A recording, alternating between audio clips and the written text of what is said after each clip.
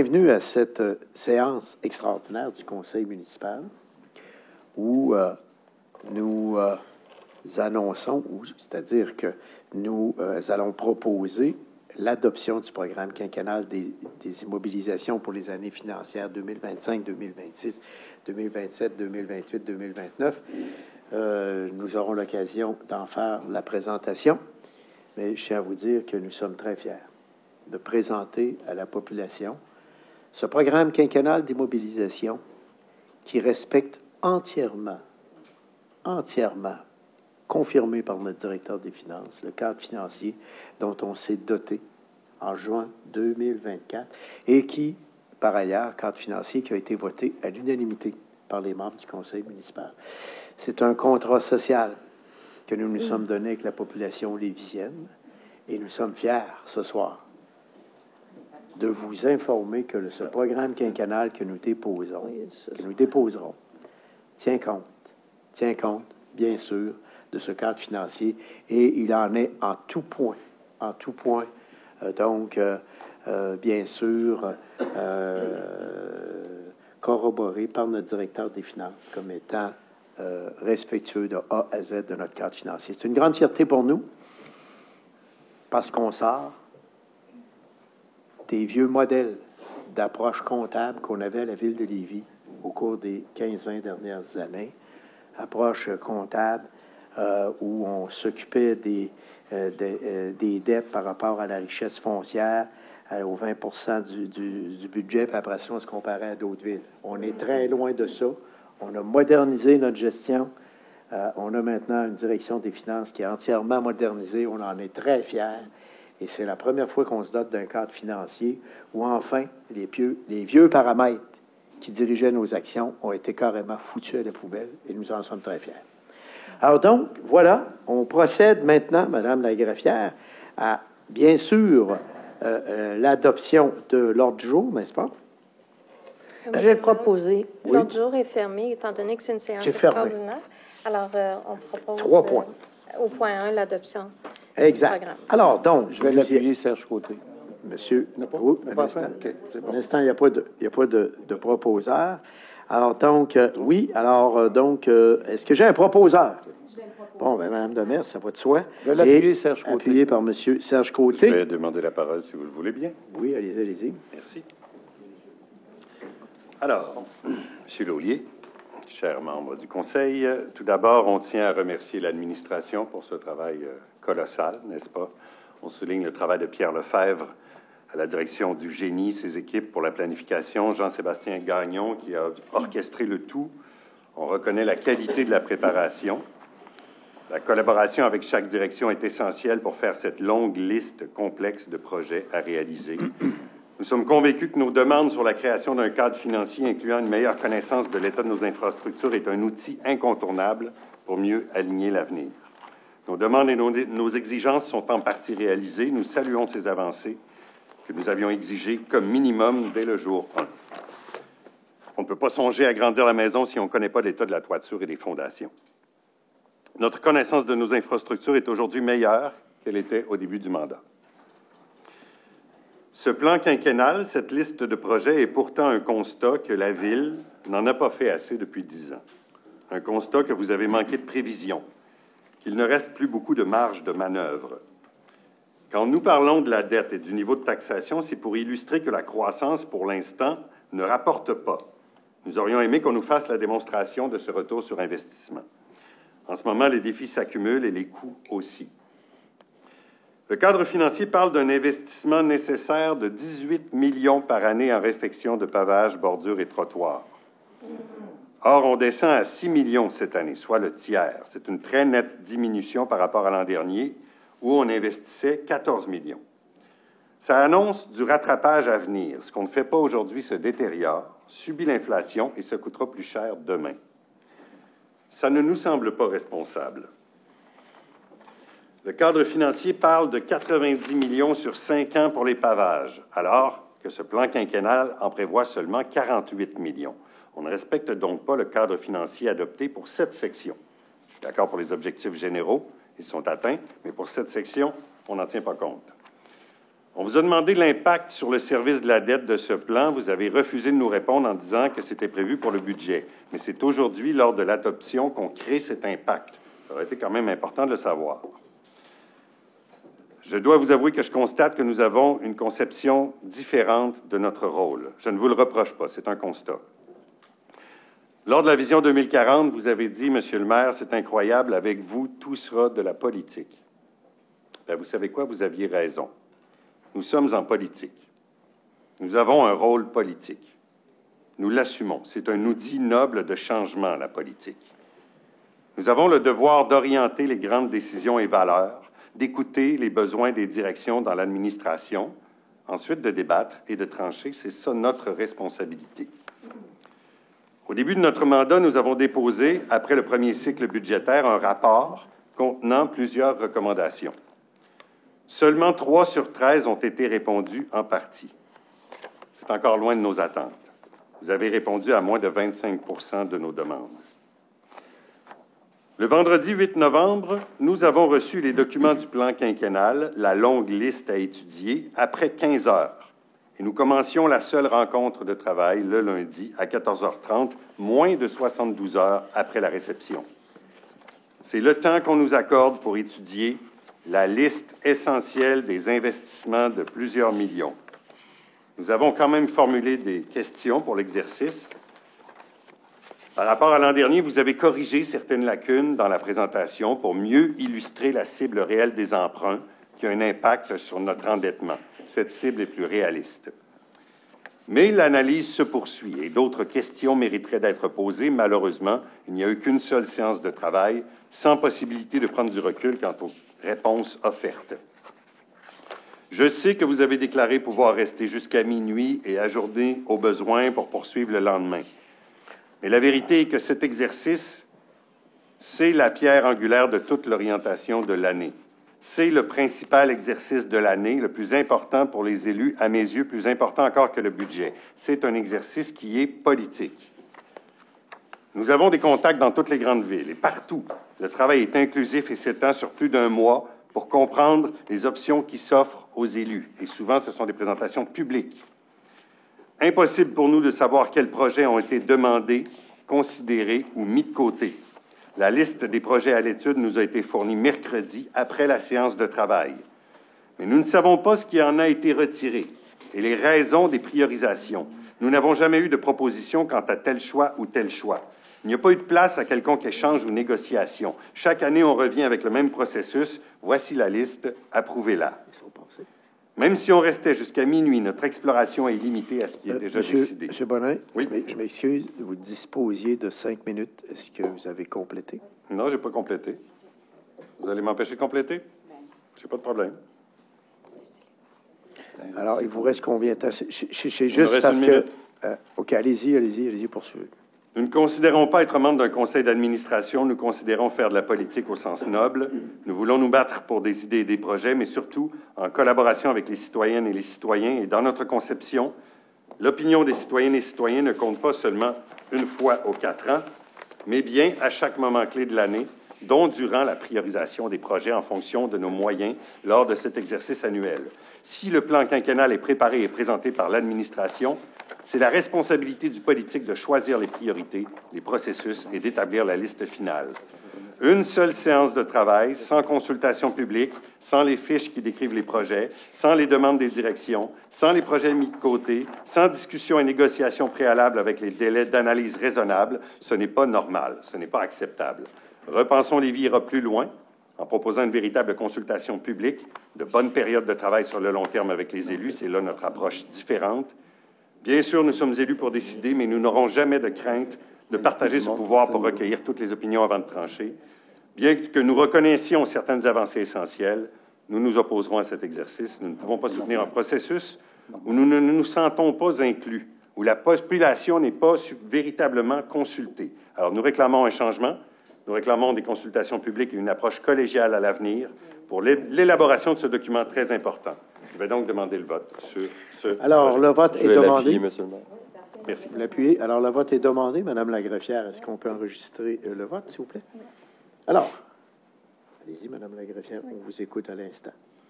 Alors, tout d'abord, comme à l'habitude, la proposition à l'effet d'adopter le programme quinquennal des immobilisations pour les années 2025, 26, 27, 28 et 29. Alors, tout d'abord, comme à l'habitude, à main levée, quels sont les membres du Conseil qui sont en faveur, donc, pour l'adoption de ce programme quinquennal des immobilisations? M. Dorval, Mme Lavertu, Mme Paradis, M. Côté, Mme Landry, M. Dumoulin. Vous, M. le maire? Ah oui, certainement, certainement, avec grand plaisir. Merci. Oui. C'est qu'en vertu de la loi, le maire n'est pas tenu Vous n'êtes pas tenu de voter. Mais je peux le faire aussi. Mme Demers? Avec grand plaisir. Mme Duchesneau? M. Patry? M. Turner? M. Lamontagne? Mme Jeffrey?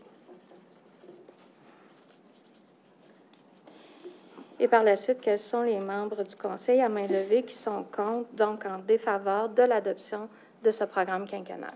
M. Bonin? M. Fallu? Monsieur le maire, la proposition est acceptée à la majorité. Eh bien, j'en suis très fier et je remercie, somme toute, M. Bonin. Je tiens à le remercier sincèrement au nom des membres du Conseil municipal pour tout l'aspect positif que vous avez présenté de notre démarche. Je tiens à vous en remercier. Et ça, c'est hautement apprécié. Au fond, il y a un seul élément, une seule critique que je retiens, qui est reliée au pavage trottoir. Sauf que le processus, écoutez, on pourra en reparler, mais on a fait une assemblée un soir. C'est pas sorcier. Le programme quinquennal d'immobilisation, à peu de choses près, est à peu près le même que l'an dernier, sauf avec un accent de plus au niveau du développement de nos infrastructures, mais c'est à peu près la seule variante. Pour le reste, ce sont les mêmes projets. Donc, il n'y a rien de nouveau sur le soleil. Nous avons tenu notre comité plénier. Il devait se terminer aux alentours de minuit. À 20 heures, nous avions épuisé toutes les questions autour de la table. Toutes les questions ont été épuisées. Je suis bien revenu pour dire, y a-t-il d'autres questions? On aurait pu aller jusqu'à minuit, ajourner, reprendre le lendemain sans aucune difficulté. Donc, l'offre était sur la table. Alors, donc, nous, à partir de ce moment-là, donc, on tient à vous dire une chose. On est très fiers. Je remercie également M. Bonin ainsi que M. Fallu d'avoir voté en faveur, donc, du cadre financier, qui est devenu notre outil de référence et que nous respectons entièrement. Donc, je veux juste relever, et je le fais très rapidement parce que là n'est pas mon objet, une fausseté. Donc, dans le communiqué de presse de Repensons Lévis, il est faux de dire qu'on ne respecte pas le cadre financier, puisque le cadre financier est entièrement respecté. Vous retrouvez leur dire dans le volet plan de gestion des actifs, où nous avons une cible d'investissement dans le maintien et le rattrapage des actifs minimale de 50 millions, maximale de 85, avec un objectif de 85 millions. Nous sommes à 84,5 et tout le long du parcours, nous respectons les cibles identifiées dans le cadre financier. Nous avons un programme quinquennal d'immobilisation certifié par notre directeur des finances qui dit qu'on respecte l'entièreté de notre cadre financier. Alors, c'est peut-être juste une erreur technique que vous avez commise, mais c'est pas plus grave que ça, on vous en veut pas pour ça. Mais outre le pavage trottoir, ce qui est extraordinaire, c'est que je ne vois aucune autre critique. Alors, je vous remercie infiniment de votre appui à notre programme quinquennal d'immobilisation, bien que vous ayez voté contre, pour des motifs qui nous apparaissent superfétatoires. Donc, à partir de ce moment-là, on vous remercie, mais merci au moins d'admettre la magnifique avancée qu'on vient de faire dans le programme quinquennal d'immobilisation. Alors voilà, c'est tout. Est-ce que on... Oui? La présentation maintenant du programme quinquennal d'immobilisation dont nous sommes très fiers. Oui. Pardon? Non, je vais faire ma présentation telle que prévue. Alors donc, d'abord, vous dire une chose. Je suis tellement fier. Ça, là, en passant, là, si vous voulez, allez voir. Puis je le dis aux gens qui nous suivent aussi. Ça, c'est le cadre financier qu'on a adopté unanimement au conseil municipal en juin 2024. J'invite les gens à aller voir. Il est sur le site Internet. Il détermine les paramètres qu'on va utiliser pour l'analyse à la fois de notre programme quinquennal d'immobilisation et notre budget. Et qu'est-il dit dans le cadre financier? Regarde, je vais vous lire, là. D'abord, notre cadre, qu'est-ce qu'il a fait? Il a fait une analyse historique de la situation financière pour les 5 dernières années. Il a fait une évaluation de la situation financière actuelle et un aperçu financier pour les 5 prochaines années. Et un résumé des défis qui nous attendent au cours des prochaines années. Donc, dans les défis, bien sûr, on a le renouvellement des infrastructures et des équipements. C'est la pièce maîtresse de notre programme quinquennal d'immobilisation. On a décidé de recentrer l'action vers les services directs à la population, les services de base. À eau, aqueduc, égout. C'est pas très glamour, hein? Mais c'est ce qu'on a pris comme choix. On a décidé également de miser sur le développement de la mobilité durable et du transport collectif. Les gens sont à même de voir le 144 millions qu'on est en train de déployer sur le boulevard Guillaume-Couture. Construction de logements sociaux. Nous allons réitérer donc que le fonds pour donc les logements sociaux va continuer à grimper puisqu'on y prévoit 2,4 millions par année, à même le budget pour un fonds, une réserve qu'on crée. Quand les projets des logements sociaux vont arriver, c'est cumulatif. Donc, on avait 2,4 millions l'an dernier, 2,4 millions cette année. Et bien sûr, donc, la lutte contre les changements climatiques, et nous allons bientôt, vous arriver avec notre plan climat, nos zones de conservation. N'est-ce pas, M. Dumoulin? Vous allez y travailler, mais on vise à atteindre, tenez-vous bien, 30 en zone de conservation dans notre périmètre urbain, et sans compter que tous les travaux qu'on vous annonce, pérennité et développement des infrastructures, nous séparons pour les générations qui viennent, tout le traitement des eaux usées avec le pluvial. Donc, c'est des tuyaux maintenant différents, et ça va aider beaucoup au niveau des changements climatiques. Je vous dis ça parce que c'est exactement ce qui apparaît. Les objectifs qu'on devrait se donner. Et c'est exactement ce que fait le plan quinquennal d'immobilisation. À l'exception, bien sûr, que le pavage trottoir, on en met un petit peu moins. Mais pourquoi on en met un petit peu moins? Ça s'explique. Vous avez vu, au niveau de la pérennité et du développement des infrastructures, on va faire tellement de projets. Je prends l'exemple du boulevard Étienne-Dallaire. On va le poursuivre. Alors, le prolongement d'Étienne-Dallaire va amener des trottoirs, va amener une piste cyclable qui va aller rejoindre Charles-Rodrigue et qui va joindre jusqu'à Kennedy, etc. Piste multifonctionnelle, etc. Alors, vous avez des centaines, je vous le dis, on a un plan de 520 millions de dollars pour la pérennité et le développement des infrastructures. À l'intérieur de ça, parce que dans le 5 millions, ce qui n'est pas compté, c'est quoi? Là, je vais vous donner une image. Vous avez vu sur Guillaume-Couture les travaux sur 3 km, les voies pour les voies? Bien, les pistes cyclables que vous voyez là, les trottoirs que vous voyez là, ne sont pas comptés. Ça s'ajoute, mes amis. Alors, on va avoir des budgets incroyables reliés au pavage trottoir, mais il y a plus que ça. Avec mon équipe, lorsque nous sommes arrivés en poste en 2013, Mme Demers, ça a été son premier mandat. Mme Demers, il faut remettre à niveau le pavage trottoir. On est passé de 4-5 millions par année à 14, 15, 16, 17. Et quand on ajoute les autres projets, ça dépassait les 20 millions par année. Et là, on a décidé, parce que dans les actifs, pour respecter nos cibles minimales, alors évidemment, il y a plusieurs éléments qui doivent être considérés. Alors, dans notre cas, il y a eu les éléments, bien sûr, du pavage trottoir, mais dans le pavage trottoir, on va en avoir beaucoup plus au cours des dernières années, mais il y a aussi des éléments au niveau des actifs, je vais vous les donner, qui sont reliés. Regardez bien. Et là, il faut faire la synthèse de tout ça. C'est la raison pour laquelle leur critique sur le pavage trottoir ne tient pas la route. Vous savez pourquoi? C'est qu'ils disent qu'on ne respecte pas le cadre. J'affirme aujourd'hui que c'est faux. Nous respectons entièrement le cadre financier. Parce que les actifs, je vais vous dire ce que ça comprend. Et c'est dans le cadre financier. Allez voir, Tout est dans le cadre. Ça comprend l'eau potable, les eaux usées et pluviales, l'état des chaussées, l'état des ponceaux, l'état des bâtiments. Dans chaque catégorie, il y a des objectifs maximales à atteindre. Mais ça ne veut pas dire qu'on les atteint une année donnée. Ça veut dire qu'à un moment donné, on convient que dans le temps, et c'est ça un cadre financier, on n'est plus là, à l'époque des trésoriers à la ville de Lévis, mon ami, qui disait hey, mettez l'emphase sur le pavage trottoir, puis votre job va être fait. C'est plus de même que ça marche. Alors là, le cadre financier, après, dit dans ces 5 ingrédients-là, choisissez-en minimum 50 millions que vous devez absolument mettre si vous voulez assurer la pérennité et vous pouvez aller donc avec un objectif de 85 millions, ce qui serait l'idéal pour tout le monde. Mais le minimum, c'est 50 millions. Et ça a été fait avec des experts de la firme Raymond Chabot, qui, à partir de toutes les données qu'ils ont colligées à la ville de Lévis, nous ont donné ces orientations-là. Oui, il peut arriver des années qu'on ait un niveau plus faible d'investissement dans pavage trottoir, mais au fond, ce qui compte, c'est le respect du cadre financier et c'est ce que nous avons fait.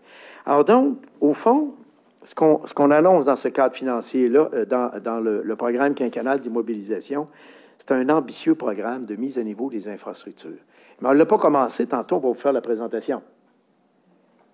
J'entendais M. Bonin dire que c'est comme si on commençait. Non. Vous allez voir ce qu'on a fait depuis 2020. C'est extraordinaire. Et j'ai pris la peine, dans le graphique que je vais vous présenter, de séparer les deux. Vous allez très bien comprendre qu'est-ce qui se passe. Donc, qu'est-ce qu'on fait avec notre ambitieux programme de mise à niveau des infrastructures? On bâtit l'avenir pour les 25 prochaines années à Lévis. C'est simple. Et c'est un des plus ambitieux programmes mis de l'avant pour la mise à niveau de nos infrastructures. Donc, pour ce que, à ce chapitre, évidemment, nos investissements en 2021 et 2029 vont avoir atteint le demi-milliard de dollars. Donc, et nos 2 autres priorités, ça va être la sécurité publique et le maintien des équipements liés à la qualité de vie. Vous allez voir au niveau de la sécurité publique, regardez ce qui se passe dans notre programme quinquennal d'immobilisation. On a demandé à notre grand Manitou qui s'occupe du PQI, Jean-Sébastien, tout ce qui est la sécurité publique, il faut le conserver. On a des enjeux, vous le savez, reliés à l'itinérance, à la maladie mentale. On a vu diverses facettes des vies de notre communauté qui se complexifient de plus en plus, sans compter, bien sûr, les groupes criminalisés dits désorganisés. Alors donc, c'est intéressant, ce qui veut donc dire que, outre ce demi-milliard, on a donc un PQI 2025-2029 de 662 millions. C'est une baisse, parce que l'an dernier, il était à 785,6 millions. Il est à 662. Nous sommes dans les cibles du cadre financier. Puis ça donne bien. Vous savez pourquoi? Parce qu'on a de grands investissements qui se terminent. Exemple, la centrale de police à 72 millions. C'est payé 100% par la Ville. Il n'y a pas de subvention là-dedans. Ça impacte énormément notre PQI. On a terminé de grands travaux. L'agrandissement du centre culturel qu'on va inaugurer bientôt, 10 millions. Le parc de Lance-Benson pour redonner le fleuve à la population, n'est-ce pas? Un autre projet de 10 millions. Donc, ces grands projets-là sont à terme. Et là, on en profite pour répondre à une des grandes orientations du cadre financier. Là, on passe à l'étape d'assainissement des eaux. Et c'est ce qu'on va faire au cours des 4-5 prochaines années. Notre programme quinquennal d'immobilisation de 662 millions, il y aura donc 341 millions qui vont être consacrés à la pérennité, 276 millions à la croissance et à l'amélioration et 33 millions au volet qualité de vie. Et également 16,2 millions pour maintenir le rythme du développement économique. C'est sûr que vous allez voir, il y a une petite différence dans le développement économique. Pourquoi? Parce qu'on a mis beaucoup d'emphase sur le développement dans les dernières années de nouvelles rues industrielles sous l'impulsion de mon collègue Guy Dumoulin et Michel Patry. Michel qui préside d'ailleurs le comité de développement économique. Et donc, on a développé au cours des dernières années de nombreuses rues industrielles pour attirer des projets de très grande envergure, 1 milliard de dollars avec Q-Scale, Microsoft également. Alors donc, construction navale, etc. Alors donc, là, on peut se permettre d'investir un peu moins, puisque le grand enjeu va être le développement donc à l'est de la ville, donc de notre réserve économique, qui est le parc de Rabaska, donc pour venir aider les entreprises de construction navale, et donc dont le gouvernement achève les détails d'acquisition et pour lequel il y aura un comité, donc gouvernement-ville, de créer pour la gestion de ce magnifique élément. Alors donc, notre PQI respecte, je le disais, entièrement les paramètres du cadre financier adopté unanimement par le conseil municipal. Et en conformité avec ce cadre, on a un niveau d'endettement aussi qui reflète les défis d'une organisation municipale en forte croissance, et qui tient compte d'un équilibre. Il ne faut pas oublier, on est la ville des 10 grandes villes avec la plus forte croissance économique, titre que nous avons depuis les 8 ou 10 dernières années. On est numéro 1 pour la qualité de vie, numéro 1 pour la sécurité publique, numéro 1 avec Saguenay pour l'indice de bonheur le plus élevé. Alors, mes amis, ça va bien. On sait où on s'en va. Et là, avec le cadre financier, on vient de rompre avec les vieux modèles de budget qui nous étaient présentés à la Ville et du PQI, où on ne savait jamais où on s'en allait. Là, maintenant, on sait où on s'en va. On en est très, très fiers. Alors donc, voilà, mes amis, je vais laisser le soin à Mme Demers de vous présenter quelques détails. Je reviendrai plus en détail sur les magnifiques investissements qu'on va faire en infrastructure, parce que c'est sûr qu'à un moment donné, comme je dis, c'est pas glamour, hein? On ne fait pas de conférence de presse pour annoncer qu'on a remis en état une usine d'eau usée ou qu'on l'a améliorée. On ne fait pas de conférence. On peut toujours faire une conférence de presse, mais ça dure 15-20 minutes et c'est terminé. Puis là, on voit les turbines virer. Puis, tu sais, à un moment donné, on se dit « Wow, c'est extraordinaire ». Alors, au même titre qu'on n'inaugure pas des rues où on refait de l'aqueduc et de l'égout, parce qu'on ferait des inaugurations tous les jours. C'est ainsi. Regardez en infrastructure d'égout la magnifique rue Saint-Omer qu'on est en train de réaliser. Quand on réalise les égouts sur Saint-Omer, le trottoir et la piste cyclable que vous voyez le long de Saint-Omer n'est pas inclus dans le pavage trottoir. Là. Mais elle s'ajoute. Mais comme on a un plan massif d'investissement, bien, ça veut dire qu'on revient à des niveaux qui vont dépasser facilement le 10, 12, 13 millions au niveau des rues, des trottoirs et des pistes cyclables, avec même une approche urbaine beaucoup plus dynamique que ce qu'étaient ces rues-là dans le passé. Le boulevard Guillaume-Couture en est d'ailleurs un bel exemple. On n'a plus des petits trottoirs là, d'1,5 pied, 2 pieds de large. Là. On a des grands trottoirs, on a des pistes cyclables, etc. Alors donc, c'est ça vraiment les éléments de notre PQI. Mais oui, on a recentré le PQI sur les services de base. C'est un PQI, je le dis, je le répète, vous l'avez vu, la différence avec l'an dernier, oui, il est conservateur. Il est conservateur parce que nous, on se dit, c'est pas parce qu'on est à l'aube d'une campagne électorale dans un an qu'on va commencer à identifier des projets à gauche et à droite. Non, on n'est pas là. On a un plan de match, puis on le respecte intégralement, ce plan de match, puis on est fiers de le faire. Pourquoi? Parce que la priorité numéro 1 des gens aujourd'hui, là, c'est de faire face au coût de la vie, faire face à l'inflation. C'est ça la priorité numéro 1 des gens. Et c'est la raison pour laquelle nous avons opté pour une approche très conservatrice cette année. Alors, Mme Demers, peut-être nous débuter cette magnifique présentation que vous avez préparée et je vous expliquerai après, vous allez voir de façon très, très sommaire, qu'est-ce qu'on veut dire quand on parle de pérennité et développement de nos infrastructures. Voilà. Merci beaucoup, Monsieur le maire. Alors, je vais passer à... Ma partie à moi, c'est de vous présenter le programme quinquennal d'immobilisation qu'on a adopté aujourd'hui, qui est axé sur le maintien des infrastructures et la gestion de la croissance. Le PQI 2025-2029 respecte intégralement les éléments inscrits au cadre financier adopté unanimement par le conseil municipal en juin 2024. Le PQI 2025-2029 est axé sur la mise à niveau de nos actifs en eau et la sécurité publique, tout en maintenant le volet qualité de vie. Le développement fulgurant de la ville au cours des dernières années requiert des investissements plus importants pour la pérennité des infrastructures et la gestion de la croissance. Notre plan nous permet d'assurer le développement de la ville pour les 25 prochaines années. Au niveau du bilan 2024, quelques réalisations ayant un impact sur le quotidien des citoyens. Réalisation de la phase 1 de la piste cyclable utilitaire le long du boulevard Guillaume-Couture. Achat de camions pour la collecte des matières résiduelles. Vous savez, Monsieur le maire, vous parliez de ce qui était glamour ou pas. L'achat de camions, ce n'est pas très glamour, mais il faut les ramasser, les vidanges. Alors, c'est bien important. Nouvel édifice dédié à la gestion animalière, SPA Ville de Lévis. Nouveau parc et modernisation d'espaces récréatifs. Le parc Maréchal Joffre à Charny, un nouveau pavillon multifonctionnel pour la communauté. Pérennité et maintien des infrastructures municipales. Au niveau du paiement comptant, 132,9 millions sur 5 ans. La Ville poursuit ses efforts en paiement comptant et respecte les objectifs du cadre financier. Le seuil minimal au cadre financier de 13,5 millions. On y va selon la capacité financière de la Ville et l'objectif annuel à terme est de 20 millions. À côté du 19 millions de 2025, d'autres fonds vont s'ajouter au paiement comptant pour 2025. Le fonds de services de proximité qui va bénéficier d'un dépôt de 2,7 millions.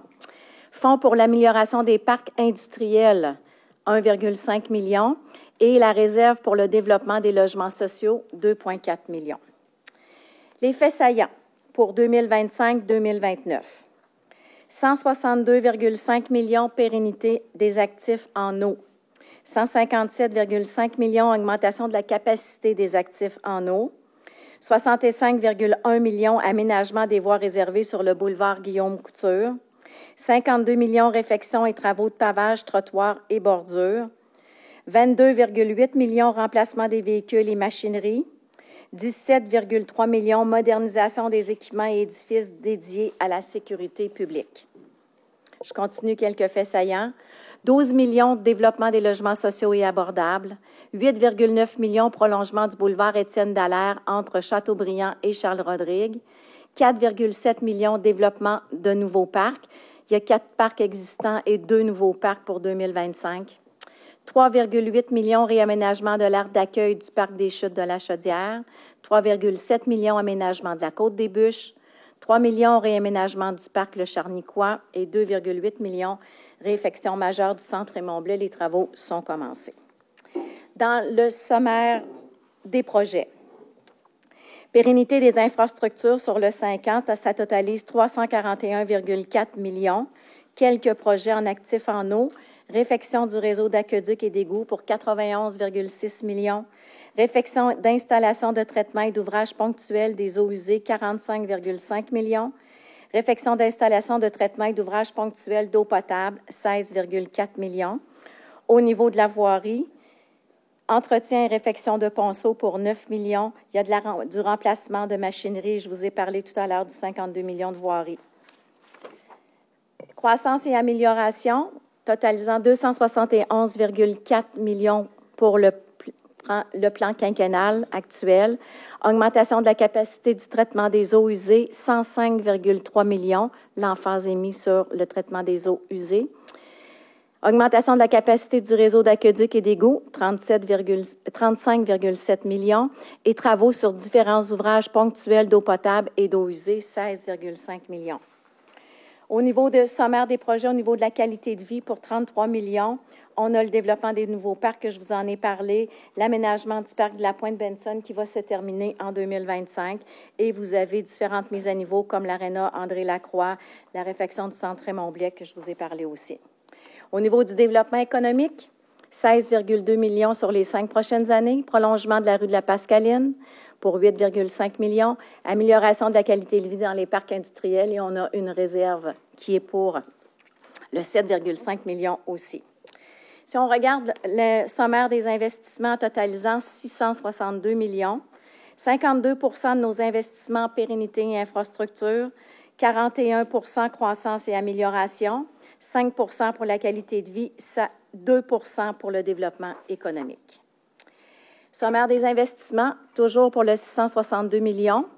Alors, ce qu'on voit, 183 millions en 2025, 115 millions en 2026, 148 millions en 2027, 112 millions en 2028, 104 millions en 2029, qui totalise le 662.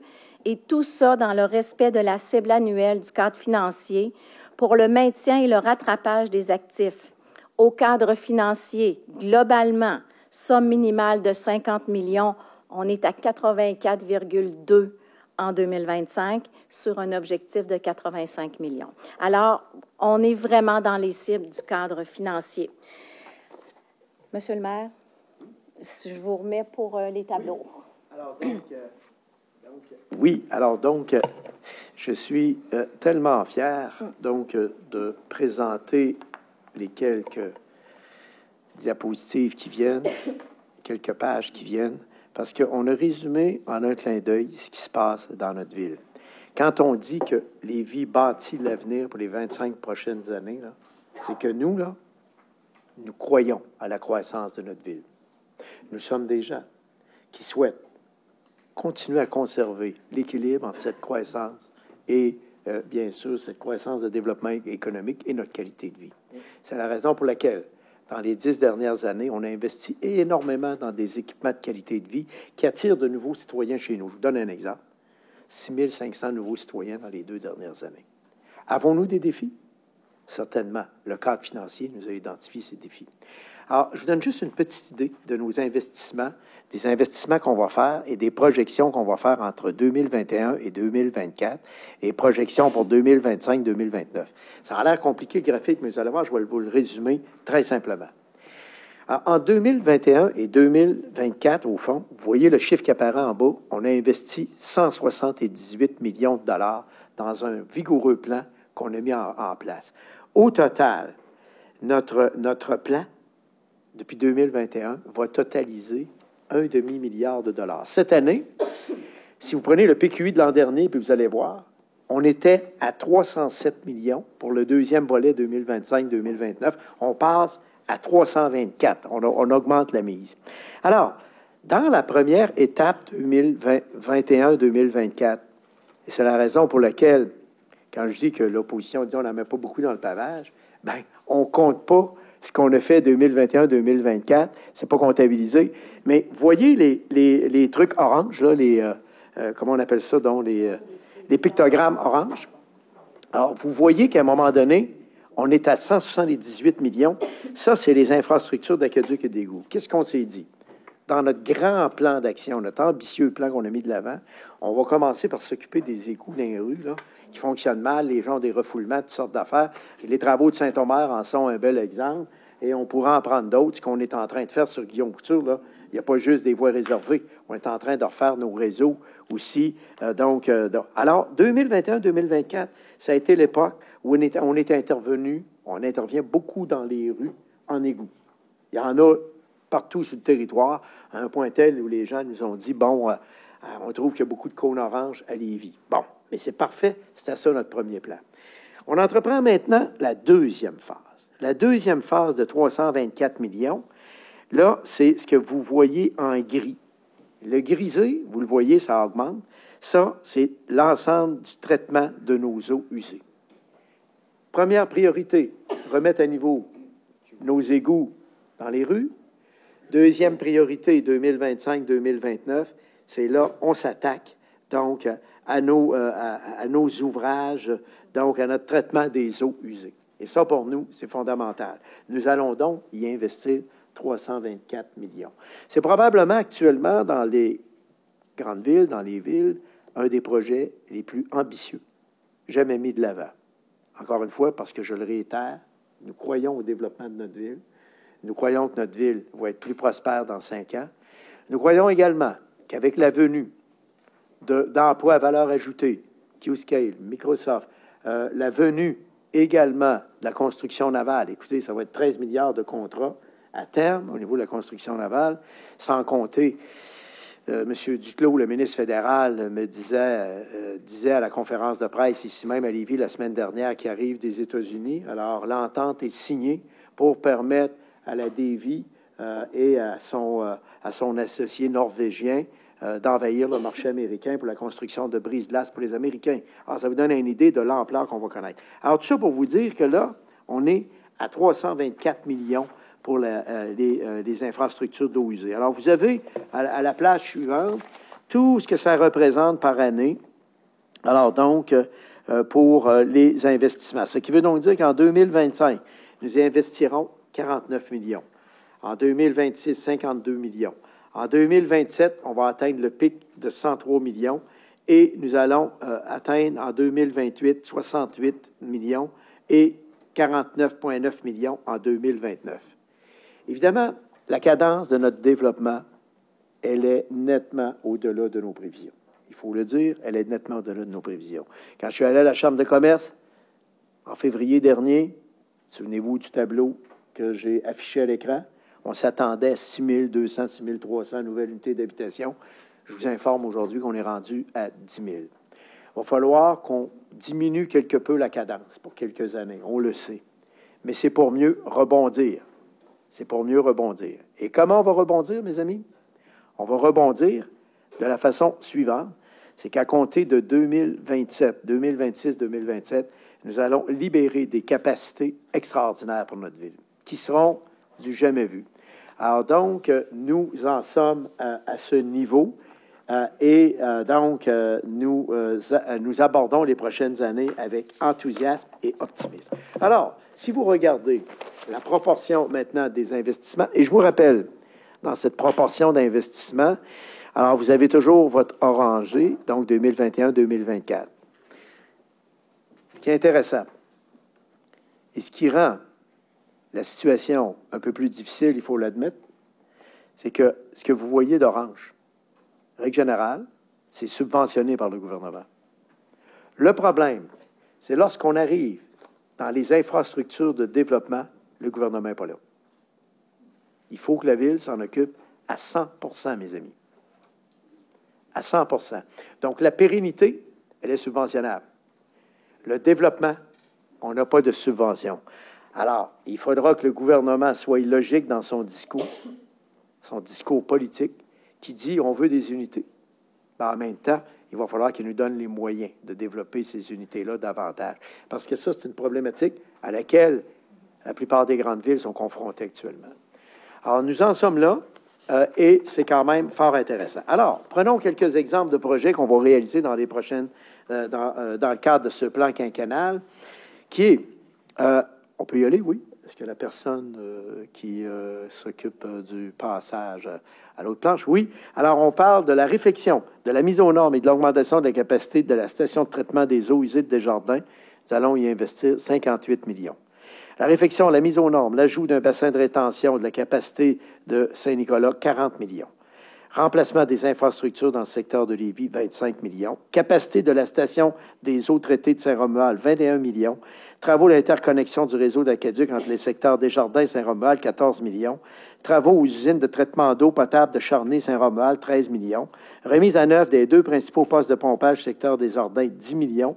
Et on va compléter, parce qu'on a aussi un peu de pérennité qu'on continue à faire là, hein, sur la rue Wolfe, là, 5 millions encore qu'on va injecter.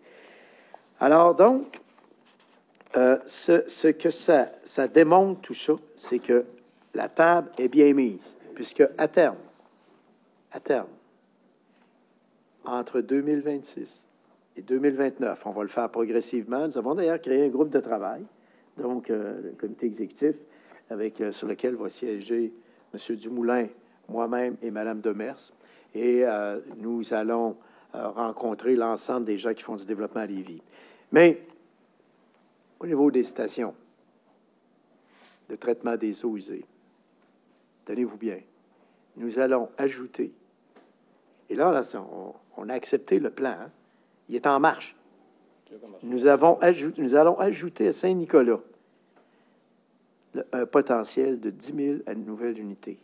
À Desjardins, un potentiel de 10 000 nouvelles unités. À Saint-Romuald, un potentiel de 4 400 unités. Et à Bréquéville, Saint-Étienne, à Saint-Romuald, 4 400, parce qu'après ça, c'est fini, il n'y a plus de développement, c'est ça, hein, ou c'est pas mal à la fin. Et à Saint-Étienne, un potentiel de 1 100 unités. Ce qui veut donc dire qu'à certains endroits, on va avoir probablement complété notre développement et il va nous rester des unités résiduelles de possibilités de développement dans le redéveloppement. Alors voilà un plan audacieux qu'on a mis de l'avant et dont nous sommes toutes et tous très fiers comme équipe. Alors moi, je veux remercier en particulier M. Patry, qui s'occupe du développement économique, volet développement économique. Je veux remercier M. Dumoulin, qui s'occupe de toute l'approche urbanistique. Je veux remercier Mme Demers aussi d'avoir pu inclure ce magnifique plan de match d'avenir pour le développement de notre ville qui fait que nous voulons et nous allons poursuivre notre lancée en faveur d'un développement harmonieux de notre ville. Alors voilà, mes amis, ce qui complète cette présentation. Il restait, oui, c'est vrai. Alors, Mme Demers va finir parce que ça, c'est un autre élément qui est important. Dans le cadre financier, bien sûr, Mme Demers va vous indiquer ce qu'il y en a un peu pour la dette non consolidée à long terme à la charge de la ville, qui est la dette dont on prend comme calcul, donc ce qui est à la charge de la ville, et tout ça aussi est défini dans le cadre financier. Parce que, je termine là-dessus parce qu'on parle de croissance de développement. Je ne peux pas arriver et te dire, la dette, là, elle va descendre à 100 dans 2 ans. Si elle descend à 100 dans 2 ans, savez-vous ce que je suis obligé de faire? Je ferme la clé de tout le développement, on ne fait plus rien. C'est ça l'enjeu. Et ce n'est pas l'enjeu qu'on voit pour l'avenir. Oui, il y aura un certain ralentissement pour quelques années. On va avoir l'occasion de présenter ça bientôt. Mais, cela étant dit, vous voyez le plan sur lequel on est en train de travailler. Ça va être assez exceptionnel. Alors, Mme Demers, je vous écoute. Merci beaucoup, Monsieur le maire. Alors, cette planche-là nous fait voir les données qu'on a sorties du cadre financier. En 2023, on était à 151 %. La prévision pour 2024, on s'entend que l'année n'est pas encore terminée. On avait une prévision à 156 %. Ce qu'on prévoit, l'estimation pour la fin de l'année, on sera à 151 %. Donc, c'est une très bonne nouvelle. Vous savez, le cadre financier à la page 23, on en fait vraiment mention de la dette à long terme. Et naturellement, on vous en parlera plus au budget qui sera adopté en début décembre. Mais la cible est toujours de 130 %, ce qui est ciblé pour 2033. On aurait bien voulu dire on va arriver à 100 %. Par contre, on a voulu être très transparent et on est une ville en développement. Donc, développement nous dit aussi, bon, on fait des investissements en pérennité et au niveau du développement, mais on a voulu être très transparent puis dire notre cible de 130 %, on pourrait possiblement l'atteindre avant 2033, ce qui était prévu au cadre financier. Par contre, notre cible, elle est toujours là. Et pour la prochaine année, on s'entend que la cible va être un peu diminuée. Voilà, Monsieur le maire. Alors, je suis bien fière du programme quinquennal qui est présenté aujourd'hui. Merci, Mme Demers. Merci, Mme Demers. Et en terminant, je veux remercier chaleureusement notre directeur général, M. Dominique Deslauriers.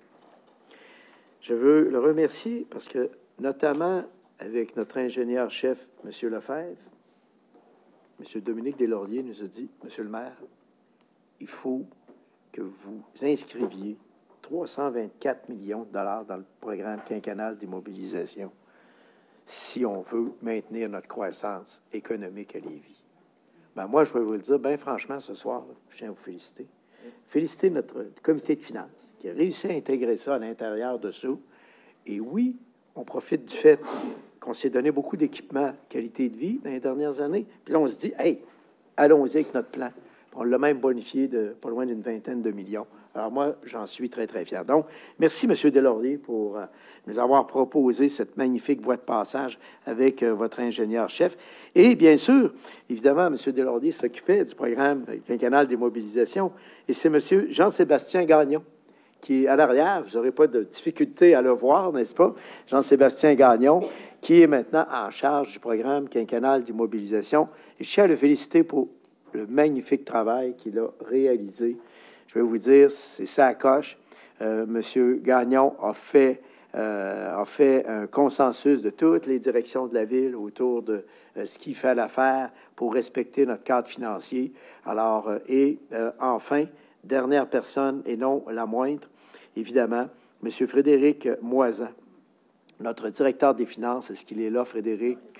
Non, mais tantôt, il était à notre conférence de presse. Et bien sûr que,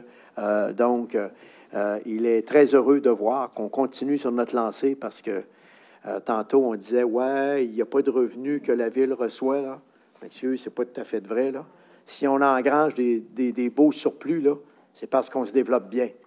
Sinon, on n'aurait pas 9-10 millions de surplus ou comme on avait là, récemment. Là. C'est parce que les revenus sont aussi au rendez-vous. Donc, nous autres, c'est cet équilibre-là qu'on va garder. Mais oui, on est une équipe en faveur du développement de notre ville. Il y en a d'autres qui vont dire, nous autres, c'est autre chose. J'ai même vu des gens nous proposer que Guillaume Couture devrait être une voie automobile de chaque côté. J'ai eu ça comme proposition. J'ai vu ça, moi, comme proposition quelque part dans un hebdo. Je trouve ça effrayant. Alors donc, à un moment donné, il faut toujours bien arriver puis être capable de circuler dans notre ville. Et c'est rien. Vous allez voir, avec Guillaume Couture, s'en vient le projet de la route 116 pour lequel Martine Biron a vraiment réussi à l'inscrire au calendrier. Les travaux vont être faits en 2028. Les travaux vont être faits entièrement. Écoutez, mes amis, c'est 100 millions d'investissement à la 116, partir de l'avant et aller jusqu'au pont. Ça va être extraordinaire. 4 voies automobiles, 2 voies pour le transport collectif, des trottoirs, des pistes cyclables. C'est ça, le développement de notre ville. OK?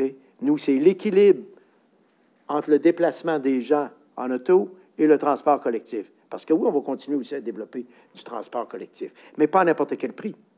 Je vous donne un exemple. Le gouvernement, puis je termine là-dessus, le gouvernement nous arrive avec un projet, c'est marqué là, pour la SRB, la Caisse des dépôts, ça va coûter, développer un SRB à Lévis, 2,4 milliards, mettons. Moi, qu'est-ce qu'il faut que je sache? OK? Vous voulez nous faire un SRB à Lévis?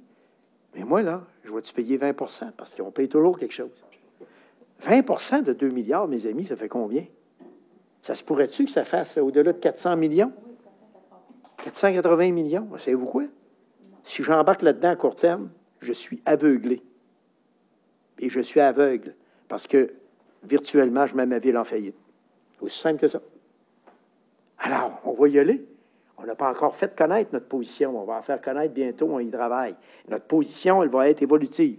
Moi, il faut que ça respecte la capacité des gens, la capacité de payer. On a fait 3 kilomètres de tronçon qu'on est en train de faire. Bien, on va payer quand même une facture reliée à ça. Il y a une facture qu'il faut assumer. Hein? On n'est pas loin de 40 millions, là. Mais à un moment donné, les millions ne poussent pas dans les arbres. Et c'est pas vrai qu'on va augmenter le compte de taxes de 25, 30, 40 pour aller chercher un SRB à Lévis. Oui, si le gouvernement paye à 100 mes amis, je signe le contrat demain matin. Je signe. Mais est-ce que vous pensez que ça va être vraiment le cas? J'en doute. OK, alors voilà, je m'excuse, j'ai un petit éditorial à la fin, là, mais c'est important de le faire. Oui, période de questions maintenant de... Les citoyens. Des citoyens. Bon, allez-y, est-ce qu'il y a des questions dans la salle?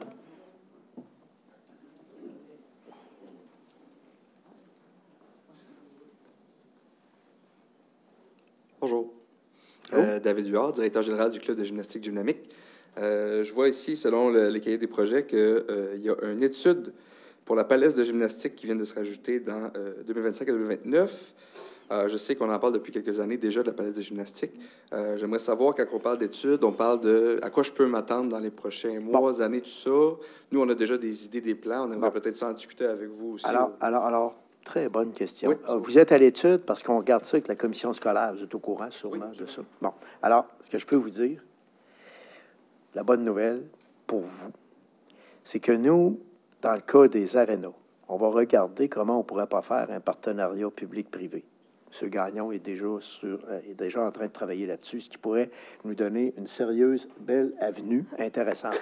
Parce qu'on sait que le gouvernement, là, ils n'ont pas l'air très riches, puis ils ont tendance. Alors, ce qui ferait que, dans le cadre d'un projet qui pourrait être déposé conjointement avec la commission scolaire, ce qui nous donnerait une force de frappe, ce serait le morceau qu'on présenterait dans le cadre des équipements sportifs. C'est celui-là qu'on privilégierait. C'est ça, la stratégie. Ouais, merci, comprenez-vous l'idée? Pourquoi? Oui. Parce que, pouvez-vous nous dire, pour que les gens le sachent, combien de personnes vous avez de membres et de personnes? Dans mon club, c'est 1400. Dans l'autre club à Lévis, c'est 1200. On est 2600 à Lévis. 2600. Pensez-y, mes amis.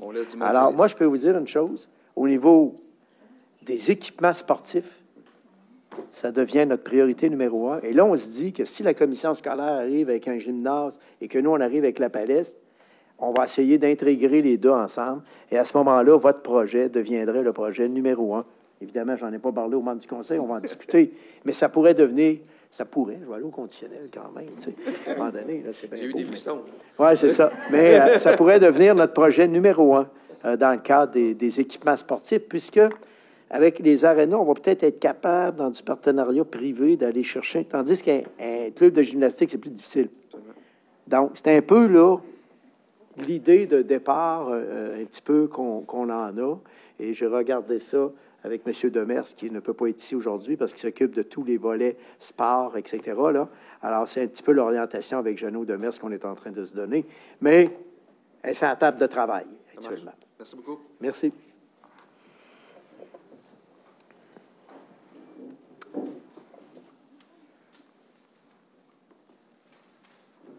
Bonjour. Oui, bonjour. Oui, moi, c'est Louis Huot, Construction Huot et Bouchard. Oui, pardon, excusez-moi. Louis Huot, Oui. Construction Huot et Bouchard. Oui, oui, oui. Je voulais savoir s'il y avait de l'argent prévu au QPI pour les stations de pompage de Saint-Étienne, PP2 et PP3. Oui, l'année passée. Hein, oui. Monsieur Deslauriers va vous répondre, mais je pense qu'on a des investissements prévus. Oui, bonjour, M. Huot. En fait, réfection du poste de pompage 2, Saint-Étienne, 2,1 millions en 2025. Et reconstruction du poste de pompage 3, Saint-Étienne, 2,65 millions en 2025 également.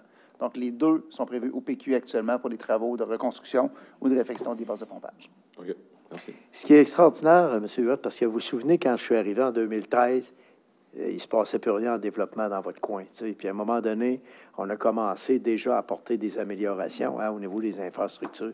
Mais là, vous allez voir, avec les étapes qu'on va franchir, on va développer, là, juste chez vous, là, je regardais, là, je pense qu'on est à... J'ai eu un petit peu ces éléments-là, mais je vous dis, c'est préliminaire, mais je vais vous dire, ça donne une bonne idée. Alors, on devrait être bon pour développer certaines unités d'habitation. Regardez ici, quand je regarde pour Saint-Étienne-Bréquéville, là, ça va être surtout chez vous, là, on parle d'un potentiel d'à peu près 1000 unités. Fait qu'avec ça, là, on devrait être correct. Au total. Comment? D'où est-ce qu'il vient, le 1000 unités? Ben, non. Une fois qu'on va avoir fait les travaux. Un potentiel. Non. Attention, là. On est dans les potentiels. Quels sont les potentiels que nous amènent les travaux que nous allons faire? Ça va? OK, merci. Ça va avec ça? Alors, s'il y avait d'autres questions, d'autres commentaires? Ça va? Monsieur le maire, juste Oui. préciser, ce matin, nous n'avions pas reçu de questions en ligne concernant le PQI. Donc, ça compléterait pour la période des questions. Alors donc, à mon point de vue, je termine là-dessus, Madame la greffière, à mon point de vue, il s'agit, et de loin, d'un de nos meilleurs programmes quinquennals d'immobilisation basé sur un cadre financier qui est public, connu de la population, qui est disponible sur notre site Internet. Donc, en tout temps, les gens peuvent venir nous voir. Même si vous n'êtes pas des spécialistes, on n'est pas tout le monde, même moi, on n'est pas des spécialistes. On n'est pas des spécialistes, nous, en PQI, en programme quinquennal. Mais il y a une chose qui est sûre, c'est que les citoyens peuvent voir les cibles qu'on s'est fixées. Ils les voient. Et à tout moment, ils peuvent venir nous interpeller pour dire avez-vous respecté votre cible pour la dette? Avez-vous respecté votre cible pour le paiement comptable? Avez-vous respecté votre cible? C'est ça maintenant la nouveauté, ce qu'on n'avait pas avant. Alors, on a une nouvelle direction de finances, dynamique, tournée vers l'avenir, et on a laissé derrière nous l'approche dinosaure, si on peut parler comme ça. C'est à peu près le virage qu'on a fait au niveau de la gestion de notre ville. Il y avait les périodes d'intervention maintenant des membres. Est-ce qu'il y a d'autres personnes qui voudraient intervenir? Ça va? Monsieur Dumoulin.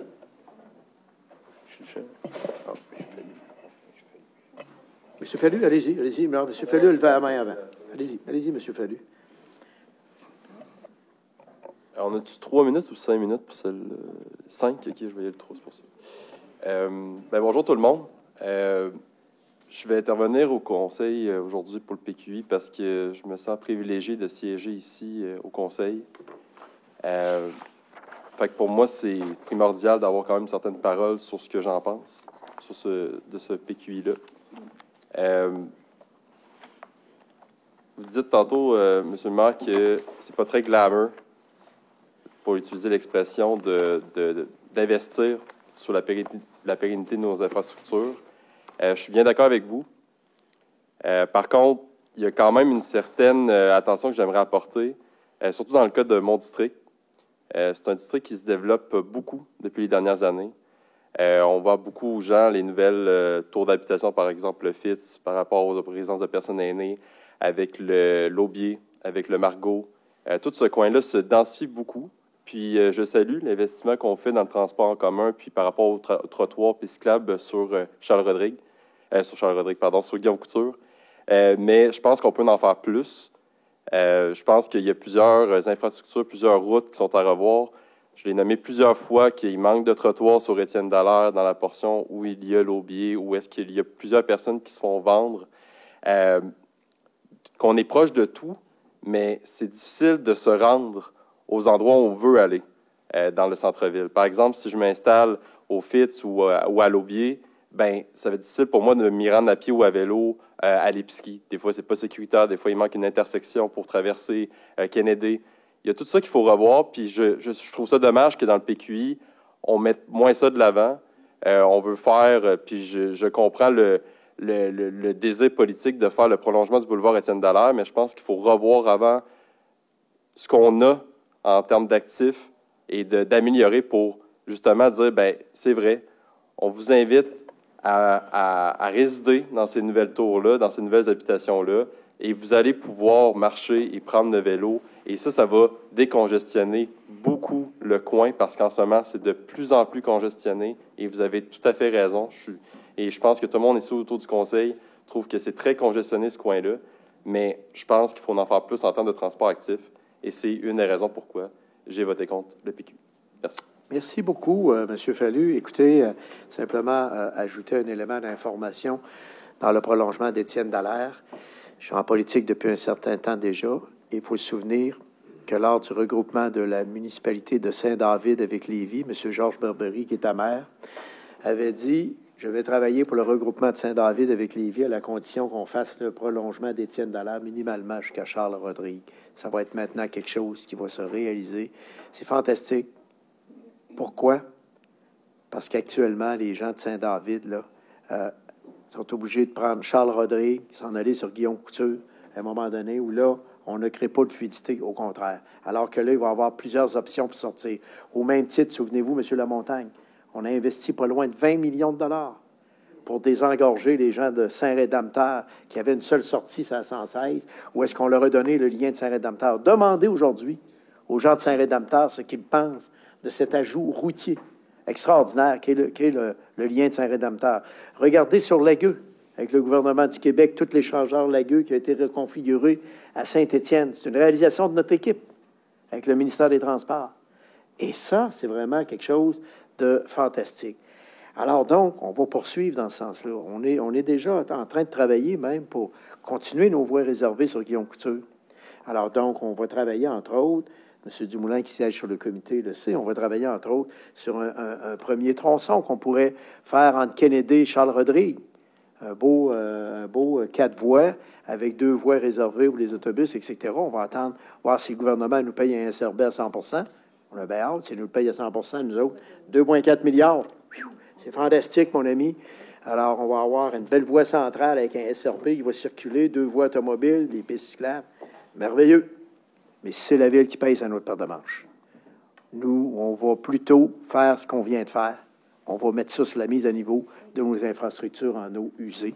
Et c'est ce que nous demande la population. Alors, je vous remercie. C'est une belle présentation parce qu'en même temps, M. Fallu, vous avez raison, il faut tenir compte du transport actif. Et c'est la raison pour laquelle on travaille sur un magnifique projet qui est la réalisation d'une piste multifonctionnelle utilitaire qui part du cégep Lévis-Lauzon jusqu'à la tête des ponts. On est déjà avancé parce qu'avec les voies réservées, vous avez vu, on a au moins 3 km de fait.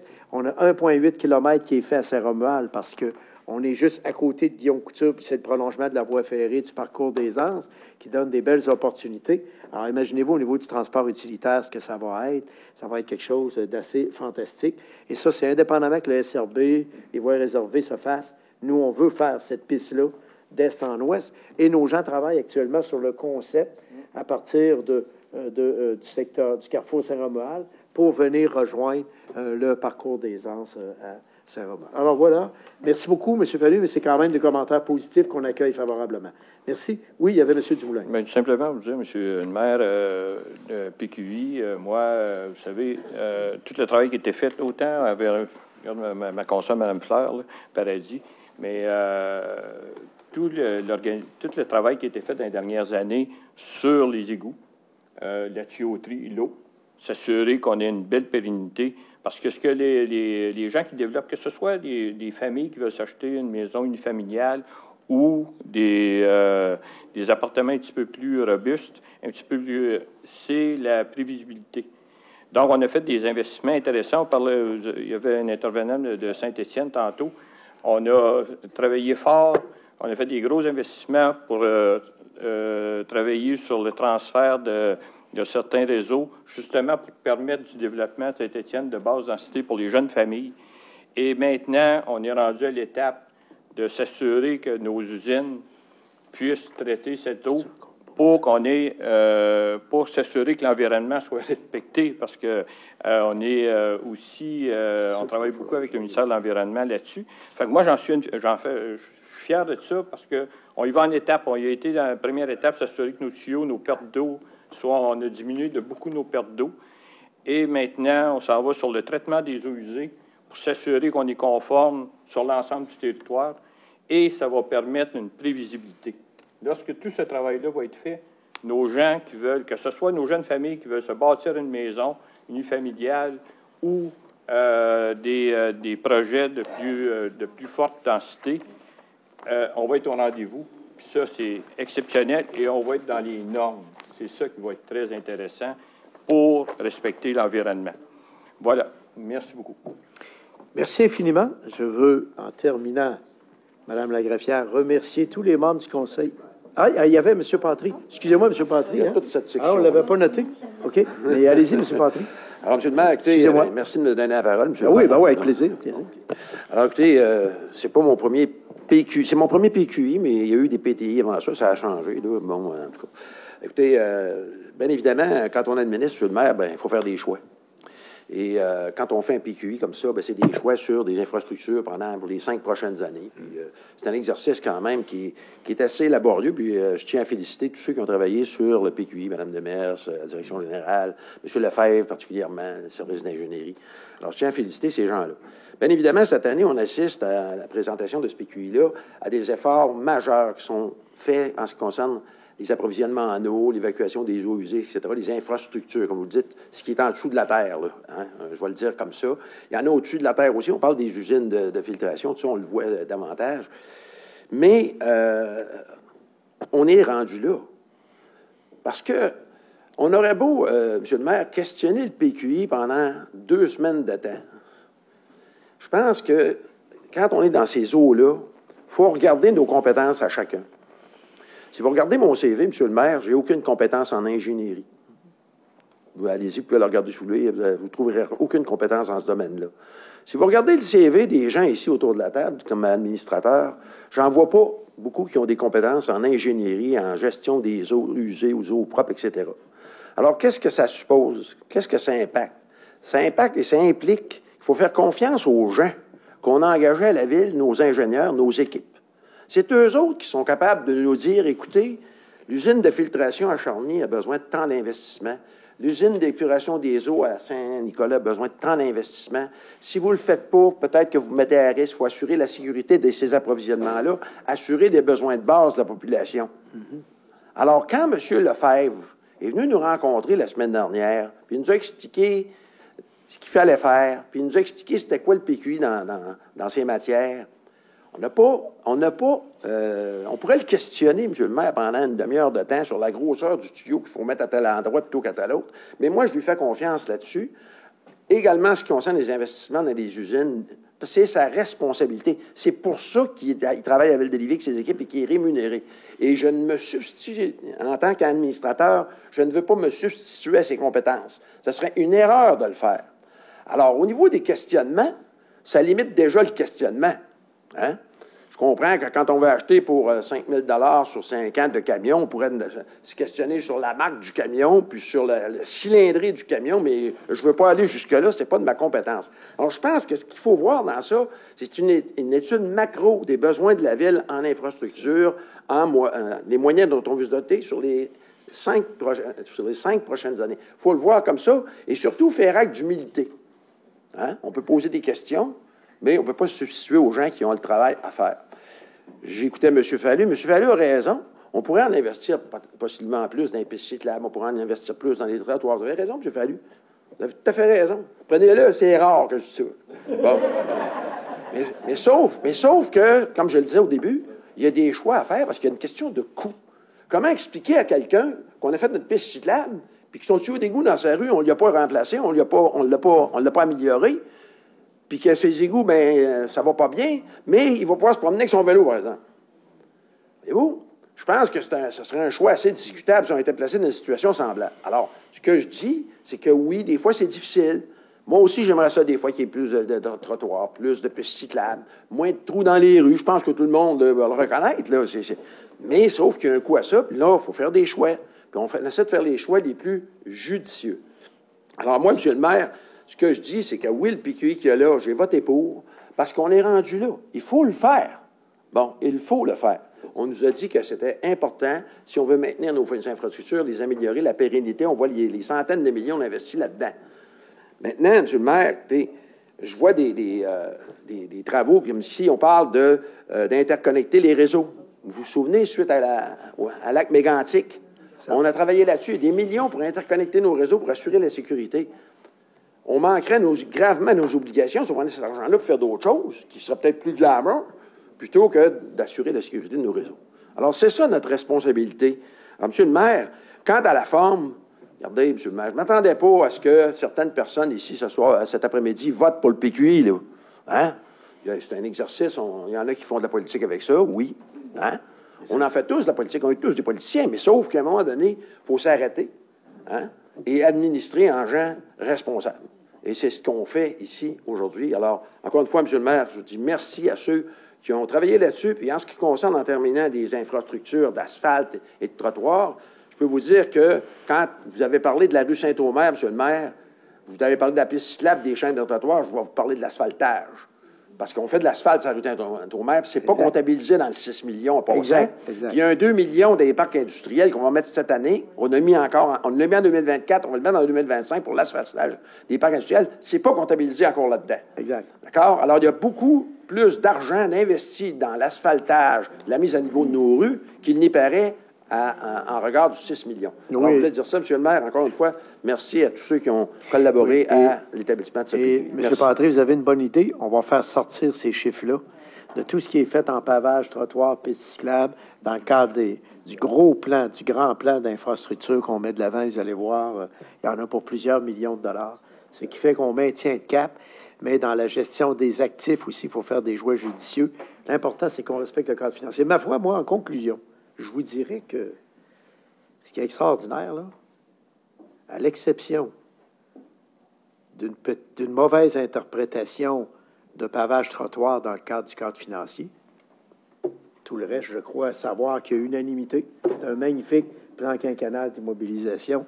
Merci à tous les membres du Conseil d'y avoir contribué, chacun dans vos comités et commissions, hein, parce que je regarde Mme Lavertu, avec notre magnifique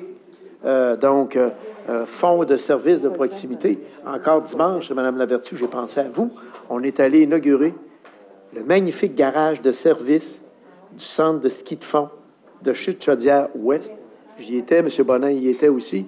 Alors, c'est extraordinaire. Hein? On a créé un fonds pour des petits projets de citoyens qui se prennent en main, où avant, ils tombaient dans le crack quand on arrivait Tu sais, une ville, c'est bien organisé pour développer des gros projets, mais quand arrivent les petits projets, les gens qui se disent on veut se prendre en main, animer un parc, etc., il n'y a comme pas d'argent pour eux autres, pour acheter des pelles. Des fois, c'est des niaiseries qu'ils nous demandent. Bien, c'est des choses qu'ils ont besoin. Alors, ce fonds de services de proximité a permis aux bénévoles du centre de ski de fond d'avoir enfin un garage pour mettre leur équipement, où ils dament les pistes. C'est tous des bénévoles, là. C'est extraordinaire. Savez-vous combien ça coûte? Il y a 40 kilomètres de pistes de ski de fond à Chute-Chaudière-Ouest. Savez-vous combien ça coûte votre passe annuelle? 30 30 C'est extraordinaire pour les familles lévisiennes.